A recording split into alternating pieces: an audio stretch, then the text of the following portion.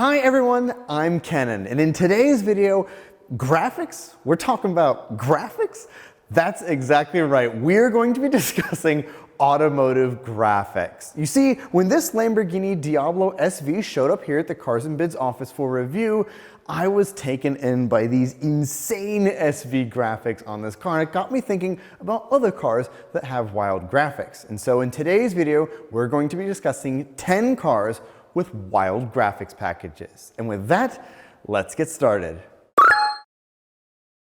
Before I get going, I should mention that, of course, this Lamborghini Diablo SV will be for sale on Cars and Bids. This video is coming out a little bit sooner than Doug's, when the auction for this car will go live. But in the meantime, if you're in the market for a Lamborghini, after you finish watching this video, head to carsandbids.com, where you can check out our wide selection of these crazy, insane, wonderful rampaging bulls. Before I get going, I want to talk about the difference between a graphics package and a livery. Graphics packages are generally stickers that are added to the exterior of cars, whereas a livery is an entire paint scheme that is added to a car. So I've excluded cars that are liveries. That means cars like the Ford GT Heritage with its awesome Golf livery. That is a livery, not really a graphics package in my mind. Additionally, I've excluded cars that are like the Ferrari 360 Challenge Rally. Same thing, that is a painted stripe, or there's some debate over that. Some say it's a sticker with clear coat over top of it. Either way, that for me classifies more as a livery as opposed to a graphics package. So I'm focused more on the latter rather than the former. And the first car that I want to talk about would be the 1995 BMW E36 M3 Lightweight. This is a car that I love dearly, as these cars always looked really awesome. In the mid-1990s, BMW wanted to create a car in order to homologate the E36 M3 for the IMSA Firehawk series, and they chose to do that with the E36 M3, and it would receive a large number of upgrades over the standard car, including aluminum doors to help get that weight down, and it would receive things like an AC delete and a radio delete, again in order to reduce its overall curb weight, hence the name LTW for lightweight. It would also receive a lot of special touches on the exterior. It would receive a wing for added downforce at the rear, an adjustable front spoiler for added downforce at the front, and it would receive some mechanical upgrades, including a revised rear differential, a tighter one, and it would receive lower springs in order to get the center of gravity lower for the car. But the most recognizable thing that it would get would be its graphics package, called the BMW Motorsport International Graphics. These are the M color flags, one located on the hood, splashed across it very obviously, and one located on the rear on the trunk, again same colors, very similar design. People have added these to BMW's aftermarket for quite some time. I've seen them on E92 M3s and lots of other BMWs to add some spice and call back to the heritage of the E36 Lightweight, but they look most correct on that car, as it really adds to the specialness and easily distinguishing features of the E36 M3 LTW. The next lightweight focused sports car that I want to talk about with a cool graphics package is the 997.2 GT3 RS. The .1 GT3 RS had a cool graphics package as well, but the .2 really took it to a different extreme. But we'll get to that in just a second, as I want to talk a little bit about the .2 GT3 RS. Porsche had poured a lot of effort into the .2 997 GT3 RS because they had proved to themselves with the .1 before it and the 996 GT3 RS before that there was a market for an ultra lightweight stripped out version of the 911. Specifically, they would focus a lot on the engine of this car. Displacement would grow from 3.6 liters to 3.8, and power would be up substantially to 450 horsepower from 435 that came with the .1. To the engine specifically, they would add titanium connecting rods, a new variable intake system, and dry sump lubrication, all in an effort to increase its performance. But the engine wasn't the only thing that they would touch. They would also add PSM, or Porsche Stability Management, to the GT3 RS for the very first time, and they would revise the aerodynamics of the car substantially over the .1. Most specifically, they would revise the front end by giving it a revised front lip, and they would revise the huge rear wing that was found on the back of the GT3 RS. They would also add center locks to the car for the very first time, doing away with the traditional 5 lugs that were found on the previous generation. Porsche would also focus on reducing weight as much as possible with the .2 GT3 RS, and the result was that it weighed 11 pounds less than its predecessor, despite Porsche increasing its performance, and that is a win-win on all all levels. More power and less weight. That is a serious victory for the GT3 RS. But despite placing all of their emphasis on engineering, the Germans, they wanted to have a little bit of fun. And of course, that meant adding a cool graphics package to the GT3 RS. And they did exactly that. On one of the front haunches, it actually says GT3 RS, in case you are unclear about what vehicle you're driving. But more importantly, it has a checkered flag pattern that runs down the side of the car. Because of course, this is the track-focused version of the 911, and it will win everything. So there had to be a checkered flag on it, which is cool. It was also offered in a number of different colors, my favorite being Vice Gold. I think that color is so cool on the GT3 RS, and it's subtle but really nice. The graphics package itself, though, of course, isn't particularly subtle. But as far as Porsches goes, it is one of the more interesting graphics packages found on a road-going Porsche. Staying focused on European cars, the next car I want to talk about is, of course, the Audi Quattro. Introduced in the early 1980s, the Quattro was produced, of course, in road-going form, but more importantly, it was designed to win rally championships, and it dominated, changing the formula of rally driving forever, proving that all-wheel drive was the road forward. The Lancia 037 was the last rear-wheel drive or non-all-wheel drive car to win a World Rally Championship, and because of the Quattro, all cars after that that would win World Rally Championships had all-wheel drive. But in addition to rally stages, the car was also produced for the road, also powered by a 5-cylinder engine and equipped with, of course, Quattro all-wheel drive. The Quattro itself was really important in that it cemented Audi's reputation as building really capable all-wheel drive vehicles that were good in all weather conditions. Only 664 Quattros would come to the US, but Audi would make 11,452 of them for the world, making it a relatively popular car for Audi, which was a kind of small company at the time. Critically though, the WR version of the Quattro got a really cool graphics package. The famed Audi 4 rings that fade away gently along the side of the car. This has been replicated on other Audis since, and I've seen it aftermarket on plenty of them, but it all started with the Quattro, and it's just emblematic of its time, and again, it really helped cement Audi's reputation, and that graphics package stands out in my mind as one of the most iconic of its era. The next European car that I want to talk about would be the Jaguar XE SV Project 8. Jaguar set out with a very specific purpose for this car. They wanted to build a car that would set a Nürburgring lap time record for a production sedan, and they went really crazy with it. They gave the car a supercharged 5-liter V8 that made 591 horsepower. They set to work on the suspension, upgraded the aerodynamics, all the things you would expect for a really special car. And well, the proof was in the pudding. It set a 7-minute 21-second lap time around the ring. However, this record remains relatively contentious. This wasn't like a normal BMW M5 going out and setting this record. This was a purpose-built car to do exactly what it did and set a record at the ring. So some people don't give it the credit that it deserves. But regardless, it set a 7:21 around the Nürburgring.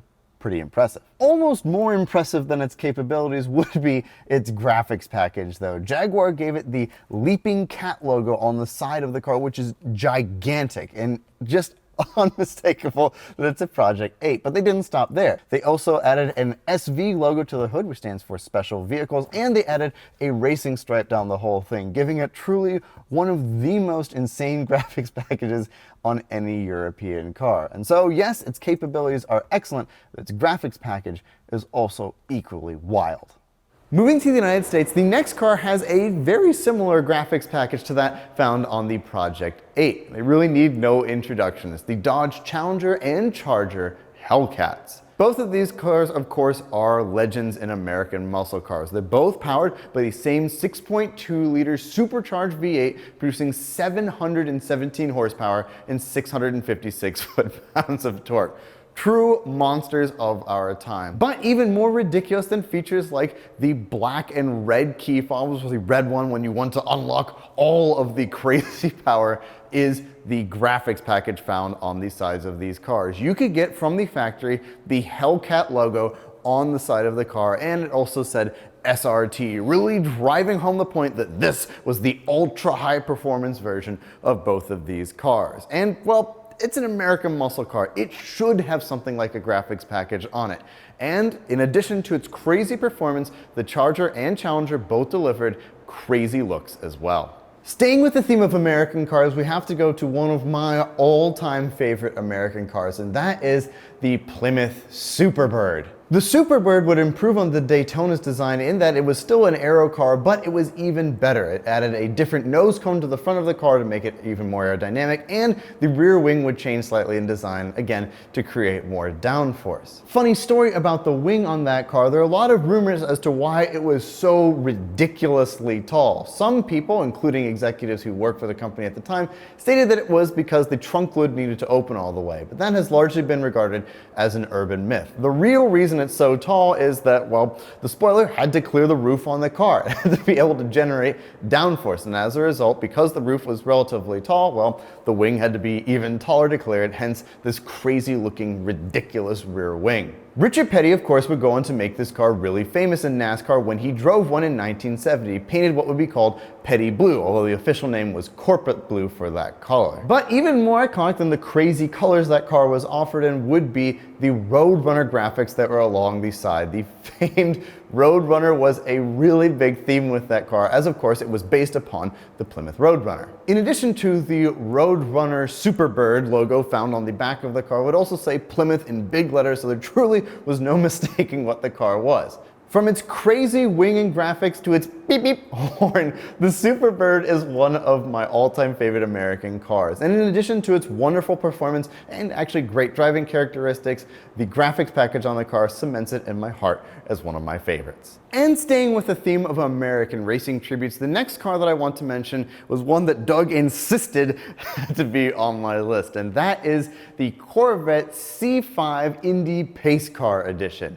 Now this car is not exactly what you would call subtle or good looking in my opinion. All of them were finished in purple and they had yellow graphics to really distinguish this car from a normal C5. Corvette had been chosen many times in the past to be the pace car for the Indianapolis 500. This car would make it the 11th time that Corvette had been chosen to do so. In addition to being the actual pace car for the race, you as a customer could option your Corvette to look almost exactly like the pace cars. Option Z4Z was the pace car package option for the C5 Corvette, and it got you crazy looking yellow wheels, all the wild graphics on the car, and yellow seats.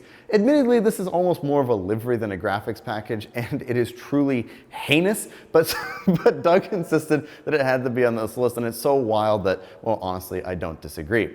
These cars are relatively rare as well, kind of thank goodness. There are only 1,163 examples made, 547 of which had manual transmissions and the rest had automatics. Regardless, it stands out in my mind as being truly crazy, as it is a ridiculous graphics package for a Corvette. The next car on my list, well, isn't actually a car, it's a truck, and that is the first generation Ford Raptor. This truck stands out in my mind for many reasons. In addition to its great engine options, it originally had a 5.4 liter V8, but was then upgraded to the 6.2. It's also incredibly capable off-road. Ford had originally built the Raptor to go compete in the Baja races, and well, they're just amazing trucks. They're so much fun to drive, have big American power, and they're just exactly what you want from an ultra high performance American truck. They also have a crazy story behind the name. Reportedly, originally when Ford wanted to use the Raptor name, it was already registered to a different car company for automotive uses, and that company was Mosler. Now, Mosler is a really obscure American car company that makes supercars, but for whatever reason, they had registered the Raptor name for future use in a car that never came into existence, and so Ford had to pay out the nose to Mosler to license the name for the truck. It was just a wild story. In addition to all of its upgrades over the standard F-150, of course, the Raptor got a graphics package. Located on the rear haunches of the bed, it looks like there's mud that was on the back of the truck, which I always thought was really cool because that's what you should be doing with a truck. And this one designed to go to Baja, well, it really makes sense. Later versions of the Raptor would also get a graphics package that would simply say Raptor along the back. It would look still pretty aggressive, but the first generation always stood out in my mind as my favorite graphics package on that truck. Granted, it's relatively ubiquitous and you see a lot of these. I still think it's one of the best graphics packages to appear on an American truck. The next car I want to talk about is one that I am sure is not on your list, and that is the PT Cruiser Woody Edition. Available on all trim levels from 2002 to 2004, the PT Cruiser was offered with this package that could make the sides look like wood. There are these vinyl graphics that would go all around the car, making it look like wood. This was to pay tribute to the Chrysler Town and Country from many decades before. Although I have to admit that the PT Cruiser is not one of my favorite cars, and it's certainly the oddball on this list, I think it is one of the most unusual graphics packages ever offered on a car. And to be honest with you, if I see a PT Cruiser driving around with it now, I kind of freak out. You never see those cars. They are largely consumed in the Rust Belt. They've long disintegrated into the past. But nonetheless, I think that the Woody package offered on the PT Cruiser is totally insane. The PT Cruiser was introduced in the Chrysler lineup to help lower the overall fuel consumption average for the entire Chrysler line. It was designed to meet the CAFE regulations introduced by the NHTSA. It was also a relatively popular car at the time. The retro throwback styling was really popular in the early 2000s, and Chrysler capitalized on it with this mass market car. Granted, over time, lots of jokes have been made at the PT Cruiser expense, calling it the plastic toy cruiser or the PT loser. And well, it wasn't necessarily the best car, I think, for a lot of people, but the Woody package in particular stands out to me as a truly ridiculous looking graphics package. And honestly, in addition to these crazy performance cars, I really felt like it belonged on this list. And lastly, we come to the car that is positioned directly behind me, and that is the Lamborghini Diablo SV. Introduced in 1995 at the Geneva Motor Show, this was the first time that the SV nomenclature had made an appearance on a Lamborghini since the Miura, and this car was something special. Unlike the other Diablos that would follow this car with all-wheel drive, this car still had rear-wheel drive just like the earlier editions of the Diablo. Like other Diablos, of course, this one is powered by a naturally aspirated V12 that produces 510 horsepower and 528 foot-pounds of torque. But unlike other Diablos, this car had some really unique touches. In addition to some styling revisions and special wheels, this car also got a crazy Yoda-style air intake, and critically, this car got an insane graphics package. It just said SV splashed down the side of the car. And to me, growing up in this era, I think it is one of the coolest graphics packages ever put on any Lamborghini. Granted, there are other Lamborghinis that have had great graphics packages, including the Lamborghini Murcielago SV, which you could have in small graphics or much larger graphics, which look, well, pretty much equally as ridiculous. But this car kind of started it, and I always thought that it looked awesome. Some people thought it looked garish in time, well, but that's the whole point because it's a Lamborghini. And well, this comes to the truth of this video. In addition to talking about graphics packages, which I do think are cool, I really wanted an excuse to go drive this car. And now it's time to go do exactly that. Okay, now we get to the real reason I'm making this whole video, and that's just because I want to go drive this car. Oh man, right away, like a couple of things about the Diablo. So I've had the great fortune of driving a number of V12 Lamborghinis. When it comes to the Diablo, I've only driven two versions of it. I briefly drove a Sunset Edition, which was what they made at the end of the production run. They made two cars, a Sunset and a Sunrise, in very distinctive colors. A lot of attention this car gets, what a surprise. And I drove that car a little bit, and that was cool. And then I also drove a 6.0, and that car was something. This car much earlier than the 6.0, and so it's a different driving experience, but already I'm surprised at a couple of things. You know, it's a very intimidating looking car, and so it's, you're like, oh my God, this is gonna be rough to drive. But honestly, so far, like other than my own like intrepidations about, you know, just being really careful with a very expensive car, it's like not that different to a lot of other exotic cars I've driven, and so far it's like really easy. I'm also stunned, admittedly, Doug has driven this car not too long before I have. He has a video coming out shortly, like I mentioned. it goes like into second gear with no issues. Normally on a car like this, you have to warm up second gear, takes a long time. Seemingly less so with this particular one. It may just because it was driven today, but the gearbox is like really pleasant, more pleasant than the last Diablo I drove, so that's kind of a surprise. But I'm also stunned, like I can actually see out of this car, like despite the rear engine cover, it actually has mesh and then you can see through it. So I actually thought through it a little bit. I thought, you know, maybe you need to see while piloting this car, but you actually can. Oh, but you're just aware there's a huge engine behind you. Oh. Man, I've been a Ferrari fan my whole life. Never really thought much about Lamborghinis, but spending time around Doug's Countach and in cars like this, it's like, man, I get it. It looks crazy. They're difficult to use, but I was always led to believe they were horrible cars. I don't really think that's true. I think they are just more challenging to use, and you have to want that kind of car and that experience. And if you're not ready for it, well, then maybe it's disappointing. But so far, so good. I have to say, the steering, early days of power steering for cars like this, and it feels that way. It is so over-assisted, which is just kind of hilarious. That said, it's not like necessarily unpleasant. It's just like you have a lot of help. You don't with cars like the Countach. Oh, it's so lovely. Oh, the sound of that engine.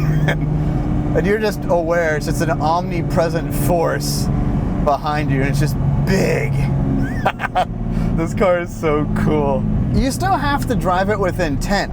Although I haven't driven Doug's Countach, I've moved it around the office and things like that, and started it for him while I was away to keep it healthy. And that car, you have to shift it with intention. You know, not slamming it. You're not hard. You're just firm. You mean the shift. There's no like, you know, pooling around in traffic necessarily. This car feels, you know, it's definitely got a lot of elements of that require, you know, a firm hand to really shift those gears. It's not like it's unpleasant. The clutches, and also like I always read, oh, the clutch is so heavy. It's like I don't know. Maybe I'm just used to driving manuals. It is a little heavy, but it's not like unusable, which I think is a very important distinction. Oh, oh man.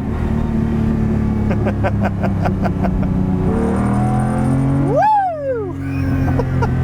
Oh, listen to that engine. Oh man. Oh, and it pops and burbles. Oh, this is so cool. Oh, that's so legit. Oh my goodness gracious. Oh.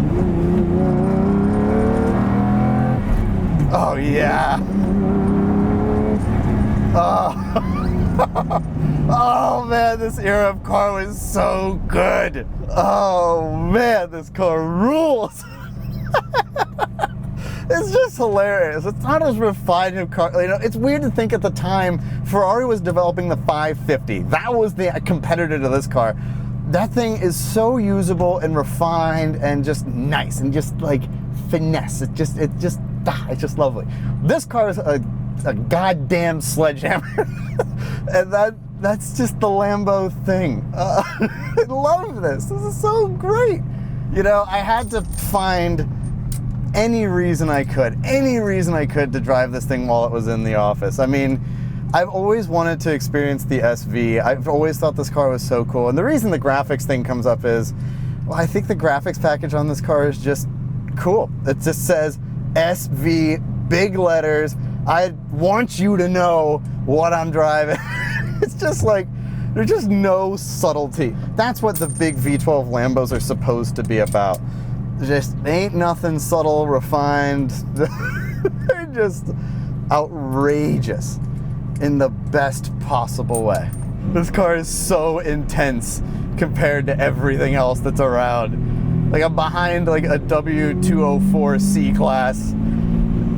You just have this black brutal Lambo in your rearview mirror. I would die if I saw this car just out on the road being driven around. But despite its, you know, it is actually very drivable, despite what it is. I'm able to just kind of use it. I'm sure if you really push this car, it's terrifying. But this day and age, like, you know, that's less of what it's about. This car is just all about the experience, and this car, it just delivers such a unique one compared to how sanitized many performance cars have gotten these days. This car is just all about, I want to look fast, I want to go fast, and that's the Diablo. And you do both. It's just a shame these cars, so many of them get just tucked away in collections and stuff. That's just a shame. More people should experience these things. They are just as legit as you like. Practical, usable, reliable, nah. But that's not what we're here to do. We're here to have fun and drive a V12 Lambo. And those are 10 cars with insane graphics packages that have facilitated my ability to drive this Lamborghini Diablo SV. Graphics packages, of course, can be very in your face, but I think with all of these cars, they really add to the personality and charm of each one. And if you've been in the market for something interesting with a graphics package on it, of course, you can check out our selection of cool, interesting cars on carsandbids.com. Thank you all so much for watching, and I will talk to you very soon. Goodbye.